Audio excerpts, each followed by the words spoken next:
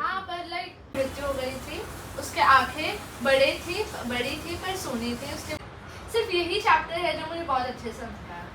Exams ഒക്കെ തുടങ്ങി leave കിട്ടുന്ന സമയത്തുള്ള കമ്പൈൻ സ്റ്റഡിയാണ് ഈ കാണുന്നത് കേട്ടോ. കാലം പോയ പോക്കില്ലേ. പണ്ടൊക്കെ നമ്മൾ ഓരോരുത്തരെ വീട്ടിൽ പോകണം, അത് തന്നെ നമ്മുടെയൊക്കെ കാല് പിടിക്കണം, എവിടെയെങ്കിലുമൊക്കെ പോകണമെങ്കിൽ ദൂരത്തൊക്കെ സ്കൂളിൽ വെച്ചാൽ പറയും വേണ്ട, അതും നടക്കില്ല. ഇപ്പോൾ കുട്ടികൾക്ക് എന്ത് സുഖമാണല്ലേ കമ്പൈൻ സ്റ്റഡിക്ക്. നേരെ ഇതേ കോൾ ചെയ്യുന്നു, വീഡിയോ കോൾ ചെയ്യുന്നു, അങ്ങനെ കമ്പൈൻ സ്റ്റഡി നടത്തുന്നു. ഏതെങ്കിലും എക്സാംസും കാര്യങ്ങളൊക്കെ ഉള്ള ദിവസമാണെന്നുണ്ടെങ്കിൽ അതിൻ്റെ ഡൗട്ട്സ് ഒക്കെ ചോദിക്കാൻ ട്യൂഷന് പോകുന്ന കുട്ടികളൊക്കെ ആണെങ്കിൽ അതിൻ്റെ ക്വസ്റ്റ്യൻ ബാങ്കും കാര്യങ്ങളൊക്കെ ഡിസ്കസ് ചെയ്യുക. സംഭവം എനിക്ക് ഭയങ്കര ഇഷ്ടപ്പെട്ടായിട്ട് തോന്നിയിട്ടോ. നമ്മൾ എന്തൊക്കെ ഓൺലൈനിനെ കുറ്റം പറഞ്ഞാലും ഇങ്ങനത്തെ കുറേ ബെനിഫിറ്റ്സ് ഉണ്ട് ശരിക്കും പറഞ്ഞാൽ ഓൺലൈൻ ആ ഒരു സംഭവത്തിൻ്റെ പുതിയൊരു ഡിജിറ്റൽ വേൾഡിലൂടെ.